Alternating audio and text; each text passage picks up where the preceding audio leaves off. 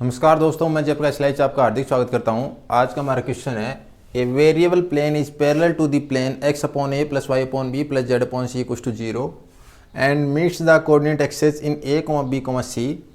Prove that the circle ABC lies on the cone yz into b plus c upon b plus zx into a upon c plus c upon a plus xy into a upon b plus b upon a equals to 0। समतल के समांतर एक चर समतल निर्देशीय अक्षों को A B C पर मिलता है। सिद्ध कीजिए कि वृत्त ए बी सी शंकु पर स्थित है। तो हमें दे रखा है कि ये कोई समतल है और इसके पैरेलल कोई हमारा वेरिएबल प्लेन है, चर समतल है। तो किसी भी समतल के अगर बराबर में चर समतल लिखते हैं तो सिर्फ कांस्टेंट का अंतर होता है। तो कांस्टेंट टर्म हटा देंगे और अगर कांस्टेंट टर्म हटा के उसके स्थान पर अगर नया कांस्टेंट लिख दें तो वो हमारा उसके समांतर समतल का समीकरण हो जाएगा। तो स्टार्ट करते हैं सॉल्यूशन। समतल x upon a plus y upon b plus z upon c equals to 0 के समांतर चर समतल का समीकरण।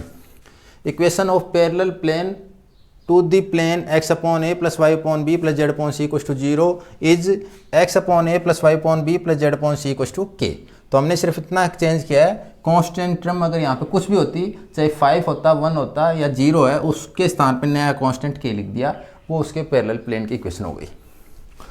समतल एक निर्देशीय अक्षों को बिंदुओं a, b, c पर मिलता है। तो a के निर्देशांक हो जाएंगे ak, 0, 0, b के निर्देशांक हो जाएंगे 0, bk, 0 और c के निर्देशांक हो जाएंगे 0, 0, ck।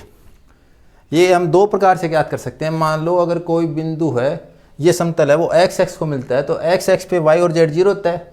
अगर मैं y और z दोनों 0 कर दूं तो मुझे मिलेगा x upon a equals to k, और x upon a equals to k है तो x की वैल्यू जाएगी ak। तो x की वैल्यू ak मिली जब मैंने y और z को 0, 0 पुट किया। इसी प्रकार अगर मैं x और z को 0, 0 पुट कर दूं, अगर x और z को 0, 0 पुट कर दूं तो y की वैल्यू bk मिल जाएगी। तो मुझे y की वैल्यू मुझे bk मिल गई। और इसी प्रकार अगर मैं x और y दोनों को 0 पुट कर दूं तो मुझे z की वैल्यू ck मिल जाएगी। तो मैंने यहाँ पे z का मान ck रख दिया। अगर दूसरा आप इसको इंटरसेप्ट फॉर्म में बदल के भी लिख सकते हो। इंटरसेप्ट जो अंतःखंड रूप होता है उसमें यहाँ पे बराबर 1 मिलता है, तो 1 में बदलने के लिए मुझे k का भाग देना पड़ेगा। जैसे ही मैं इस समीकरण में k का भाग दूंगा तो मुझे मिलेगा x upon a k plus y upon b k plus z upon c k equals to 1।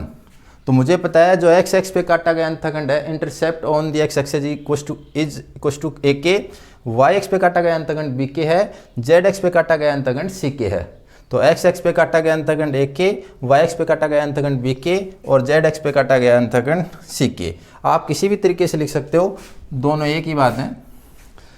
अगर हमें ये तीन बिंदु मिल जाते हैं तो फिर हमें वृत्त ABC का समीकरण लिखना है। और हमें पता है सर्किल की इक्वेशन होती है, वृत्त होता है वो 3 डायमेंशन में। अगर मैं गोले की समीकरण और समतल की समीकरण यानी स्फेयर और प्लेन की इक्वेशन को अगर मैं साथ साथ लिख दूं, s इक्वल्स टू 0 और p इक्वल्स टू 0 लिख दूं तो वो मुझे सर्किल की इक्वेशन मिल जाएगी। तो यहाँ पे सबसे पहले मुझे समतल का समीकरण तो मालूम है, गोले का समीकरण नहीं मालूम। तो सबसे पहले मैं गोले का समीकरण प्राप्त करूँगा। तो गोला जो वृत्त से गुजरता है, तो वृत्त है और प्लेन है, हमारा प्लेन है ABC। तो प्लेन अगर ABC है तो इन बिंदुओं से गुजरने वाला एक गोला प्राप्त करेंगे, और वो गोला अगर सरलतम हमें प्राप्त करना है तो वो गोला होगा OABC। तो हमने क्या कहा कि अतः गोले OABC का समीकरण। और इस टाइप के अगर हमें 4 बिंदु मालूम हो, जैसे हम पहले पढ़ चुके हैं, अगर हमारे पास 4 बिंदु हैं, एक है मूल बिंदु 0, 0, 0, दूसरा है अल्फा 0, 0, तीसरा है 0, बीटा 0 और चौथा है 0, 0, गामा। तो हमारे गोले का समीकरण होता था x square plus Y square plus Z square minus alpha X minus beta Y minus gamma Z equals to 0। तो यहाँ पे हमें अल्फा के स्थान पे दे रखा है ak, बीटा के स्थान पे दे रखा है bk और गामा के स्थान पे दे रखा है ck। तो हम इक्वेशन लिख सकते हैं direct x square plus Y square plus Z square minus ak into X minus bk into Y minus ck into Z equals to 0। ये हमारा गोले OABC का समीकरण हो गया। वृत्त ABC का समीकरण, इक्वेशन ऑफ सर्किल ABC। तो सर्किल की इक्वेशन 3 डायमेंशन में लिखते हैं तो स्फेयर की इक्वेशन और प्लेन की इक्वेशन को साथ लिखते हैं।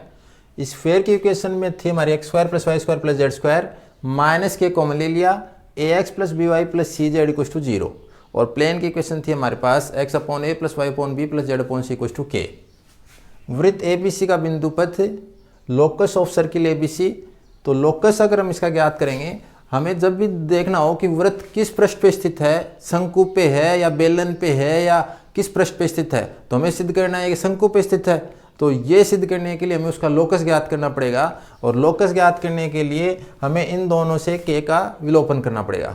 तो हम लिखेंगे locus of circle A B C, तो के का विलोपन करेंगे तो हमारे पास समीकरण आएगी x square plus Y square plus Z square minus x upon a plus y upon B plus z upon c into में a x plus b y plus c z equal to 0।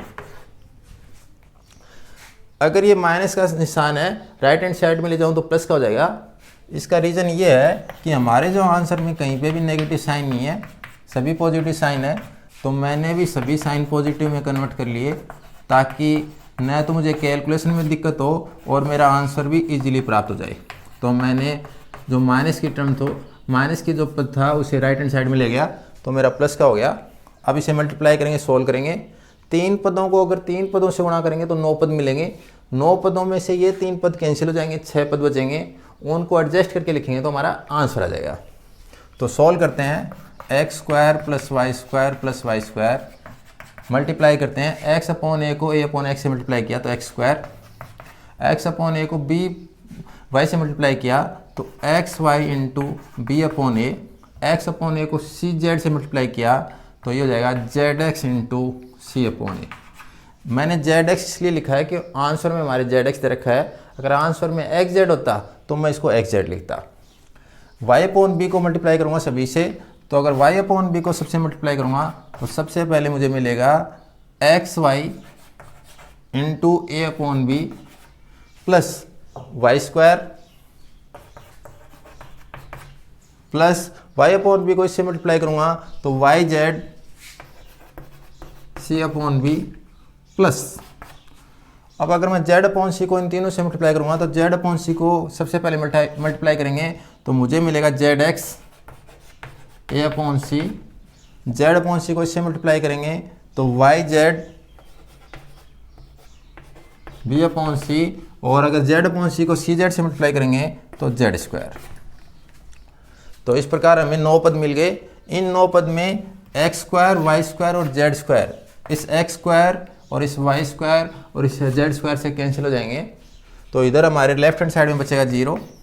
Right hand side में जो भी पद हैं तो हम देखेंगे x Y और एक्स वाई के 2 पद हैं, तो इनसे एक्स वाई कॉमन ले लेंगे। तो मैंने एक्स वाई कॉमन लिया तो हमारा बचेगा B upon a plus A upon B plus, अगर मैं जेड एक्स के पद देखूँ तो जेड एक्स और जेड एक्स के 2 पद हैं, तो मैंने लिखा Z X into c upon a plus A upon सी। और इसी प्रकार अगर मैंने वाई जेड के पद देखे तो वाई जेड के पद होंगे वाई जेड, और ये वाई जेड के 2 पद देखेंगे तो y z into c upon B plus B upon c. अब हमारा जो आंसर है उसमें सबसे पहले वाई जेड का पद है, तो हम इन सभी पदों को इधर ले आएंगे। सबसे पहले पद लिखवाऊँ मैं y z into b upon सी प्लस सी अपॉन बी। ये चीज़ हम सीधी लास्ट लाइन है वो आंसर से देख के लिखेंगे। जेड एक्स इंटू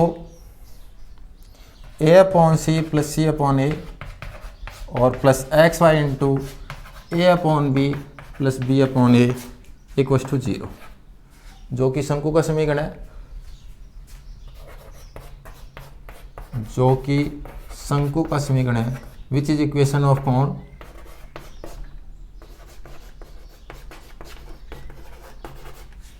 अतः वृत्त ABC शंकु पर स्थित है।